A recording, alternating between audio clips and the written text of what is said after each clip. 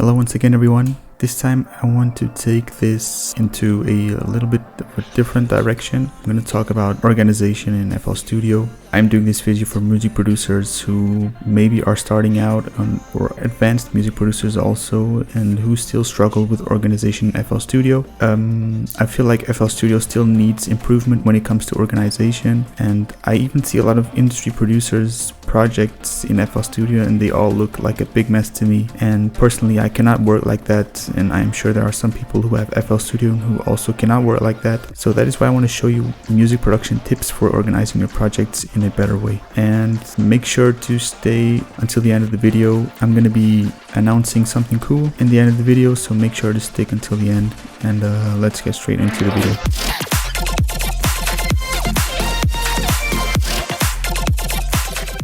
So as you can see, I'm pretty sure if you watched some of my other videos, you will always see that this is the template that I used for all of my songs. Basically, when I open FL Studio, I'm going to open it once again. What you see here is always this template. And the way you can do this is you can go here to File, click on Save As, go over this PC, and then you go to your computer device, go to Program Files, go to Image Line, FL Studio 20, Data, Templates, My Templates, and then you can save whatever templates you want in here. So this is how you save the template. And in order to change the default template, it's just you click over here and it will redirect you to the general settings of FL Studio. And after saving your template in the templates, you go over here and just choose the template you want to select as your default template, and then that's it. So as you can see in here, we have different types of instruments, different types of audio tracks. I start off with a reference track, which is also associated to a mixer track, which is the number 125. I associate this to my master bus, which does not contain any effects plugin. The only plugins it contains is some analyzer plugins. So I have this is in another monitor, these analyzer plugins. I have one MSED plugin just to, take a look at how it sounds in mono as I am, producing. I have an Ozone Imager just to take a look at how the stereo image is behaving, not only for the whole track, but also for some specific instruments. For example, if I want to solo out one instrument, I don't necessarily have to put this plugin into the effects bus of this instrument. I can just solo out the instrument and use this in the master bus because the stereo image will be read the same way. And then I have an oscilloscope to take a look at where are some clicks that might be happening, that might be interfering with the mixing and all of that. And last but not least, I have a span, which is a frequency analyzer to see real time how the track's looking in terms of frequency information. I set this to high resolution. Sometimes I also want to see which notes certain instruments are playing, and this is quite easy to see because you see the cents and also the note in here, and also see the hertz as you are moving along with the mouse, and you also see the volume. All of these are free plugins, so make sure to download them. They're pretty useful. And then I have an Edison if I want to do some quick sound design, some quick resampling. So for example, I can record a sound, and if I want to mess around with this sound, I just turn on this Edison. The sound will be recorded as I click play. I just have to drag the sound onto the playlist, and I can just mess around with the sound real time in FL Studio in the same project, which is pretty cool. Even though I usually separate sound design projects and composition projects, but sometimes you just don't really need to open up a new different project to do some small sound design alterations, so to say. And then as you can see, I have a pre-master, which is basically this master. The reason why I do this is sometimes I want to do some automation of the whole track. For example, before the drops, I usually make the track a little bit more mono, and I lower down the volume a little bit, and the drop usually have a higher volume. Then as you can see, I have this drum bus. This is the main one. These are all associated to mixer tracks. All the tracks are audio tracks, so there are no MIDI instrument tracks. What I usually do is, for example, I separate this into audio and instrument tracks. In FL Studio, you have to have an instrument to create an instrument track. The tracks that I want to use as instrument tracks, I just leave them blank. I just put the same name as the mixer track in the playlist. For example, I just open up a Serum. What I do is I just go over here, track mode, instrument track. First of all, I have to choose which in this case is number 120, which has the same name as this playlist track in here, and I just go over here to instrument track, Serum, and then there you go. And then of course, for example, what I do first, so that I don't really have to rename the playlist track once again, is I just insert a pattern, and then I click here and click on auto name clips, and the clip will be auto named and the color will also change. And then I go to track mode, instrument track, use existing channel, Serum, and then I just go over here and click on auto name, not auto name clips this time, but auto name only, and there you go. And then if I want to unassign, of course, I just go over here and click unassign. For the drum bus, all of these are audio tracks. I separate this into 4 buses. I don't know if this is too much, to be honest, but I haven't had any problems with this. This is actually pretty useful for me because it keeps me organized. I don't really waste time creating new tracks. Basically, I just have to drag the samples into the playlist and we're just good to go and move on to the next thing. So yeah, I have the main drum bus, and then I have the drop drums, which consist in 1 kick audio track, which goes into 1 kick bus, and 3 different snare audio tracks, which are routed into 1 snare bus. And all of these are being sidechained to the hi-hats bus, which have 2 fruity limiters. This is just to, sidechain the hi-hats when the kick and the snare hit. This is for the kicks, and this is for the snare. And of course, they don't stay the same. I just have this here because I always use it. If I see that it's too much or a bit too less, of course, it depends of each, project in each song. I have a volume shaper here in the kick bus because in order to sidechain properly, you have to see how the kick and the bass sit. And well, when I'm done adjusting the sidechaining of the kick, I just go over here, save preset as, and I just drag this into this all instruments track, which is usually the track that I use to sidechain all of the melodic instruments, effects, and all of that. And then I have the breakdown drums bus, which should be called the build drums because I don't usually use them in the breakdown. I use them in the build, and basically consists of the same 1 kick audio track and 1 kick bus, but this time only 1 snare audio track and 1, 2, 3, 4, 5, 4 hi-hats audio tracks and 1 hi-hats bus. Of course, sometimes I might need 1 more snare audio track. Sometimes I might need 1 more kick audio track, and it's pretty easy. What I do is just I go over here, and if I see that some tracks are not being used, I just go over here, use this audio track. For example, if I would need more hi-hats audio track, I just go over here, route this hi-hats audio track into this hi-hats bus, which is the hi-hats bus that is connected to the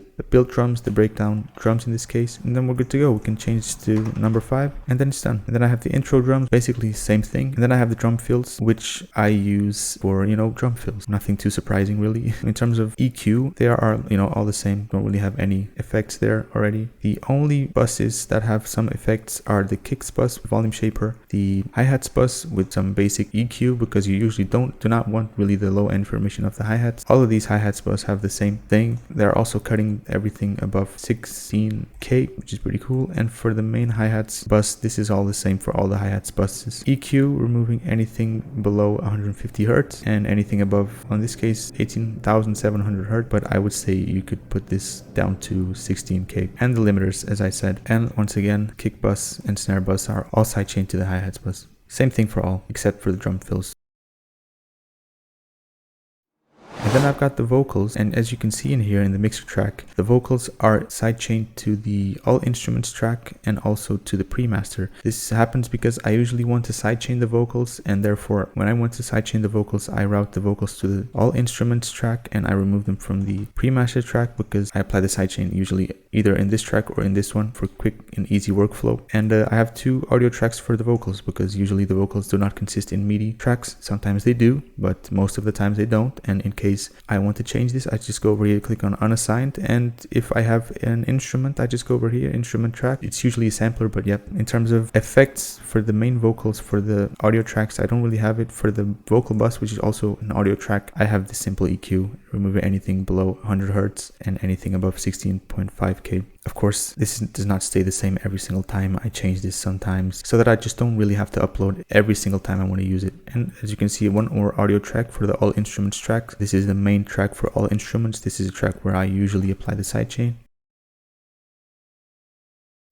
Some leads for some lead sounds, because most of the times the leads I use consist of instrument tracks. I leave these just with the name. They are neither an audio track nor an instrument track, and I also leave 1 audio track. If I want to make like reverse lead sounds, I apply a lot of reverb in my main lead. I record it into this Edison that I have in my master bus, and then I just drag this onto this audio lead. I reverse it, and quick and easy. All of these have an EQ. it's the same EQ for all buses. And another all instruments track, because well, this is kind of more like personal taste, I guess. What I do is these leads are only routed to this all instruments track and not this one. This one is actually routed to this all instruments track because I usually want to make effects for the whole instruments except for the leads and the drums. I usually do this, that's why I have this. And as you can see, this all instruments track is routed to the pre-master. No mixer track is routed to the master except for the pre-master.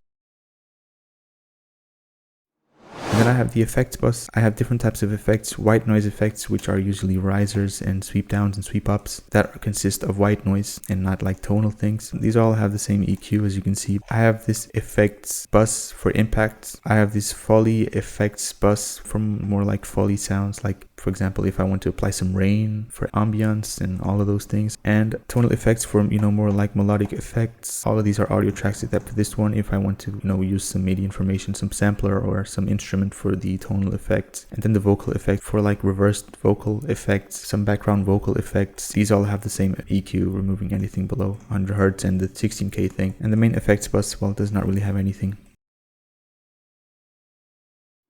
And then the basses, I've got once again the basses bus, and then I've got the top basses, which are usually some basses for like Reese basses and basses with a richer high-end information. Once again, most of my top basses are instruments, therefore I leave these 3 empty tracks, and then 2 more audio tracks. And then I've got the growl basses, which are routed to the top basses. I include growl basses in the top basses, but I like to separate the growl basses from the top basses. Sometimes I want to do some individual mixing for the growl basses, and then when I do some whole mixing for the top basses, I do it for the whole bass group, except for the sub bass. None of them have any plugins in there. 2 empty tracks and 2 audio tracks. And then I got the sub bass group. You can see that all of these knobs, the volume is pretty low because, well, I don't really like the starting volume of FL Studio, and well, I'm pretty sure all digital audio workstations are the same. Therefore, I lowered this down just to make sure that I'm not really blowing out my eardrums. I want to make sure I keep making music for a lot of years, and even so, sometimes some sounds get out of control. You really got to be careful with your eardrums. This template comes from a lot of mixing that I've done, and I've kind of understood what is the average volume for each type of sound that I use, and therefore these knobs are different in terms of volume because this is usually the volume that I mix the sounds in the song, and therefore I leave it as it is. Of course, I will make changes throughout the song, but this is usually the average volume that I use for each type of sound, therefore I leave it differently for each group. And then I've got all top instruments. Well, these do not include the effects and the basses, but only the chords, the saw chords, the pads, and the arps. We've got a main chords group, the softer chords, which is more like for the pianos and the choirs. And as you can see, I only have 1 audio track for this because they are usually instruments. I also have the saw chords. All of these are instrument tracks, even though I usually use white noise in my saw chords, so I usually just go over here and go to track mode, audio track, and click on the audio track that I selected, which are the saw chords, and you instantly create an audio track, which is pretty cool. All of these have these EQs, removing anything below 150 Hz, 125 sometimes, really depends. And for the softer chords as well, I usually don't want the low end information. If I want a piano with a low end, then I just remove the EQ and we're good to go. And then I've got the ARPs, which are basically the same. 2 empty tracks, 1 audio track, easy money, same EQ, nothing too difficult. And then the pads with some basic EQ. The pads, the ARPs, and the chords are all routed to the all top instruments, which are routed to the all instruments, which are routed to the main all instruments with a lead. I call it all instruments plus lead, as you can see in the top left corner. If you watched it until the end of the video, first of all, thank you very much. I really appreciate it. I wanted to give out something to you. I'm gonna leave this project file in the description of the video. This has really influenced how quick I make my tracks. I used to take a lot of time creating mixer tracks and routing them into different buses and all that. With this project, you can only just like instantly put an audio sample in here, create an instrument, drag an instrument, just route it to the mixer track so easily in just like about 5 seconds. I have VST plugins that you need to have in order for the project to work properly. The project will work with all FL Studio plugins. These are all for free, so you can just download them. I will also leave a link in the description so that you can easily download these VST plugins. Make sure to download the plugins, scan the plugins in FL Studio, and then your project will work 100% correctly, just like mine does. That's it for the video, guys. Thank you so much for watching. Please make sure to like and subscribe and turn on the notification bell. I'll see you in the next one.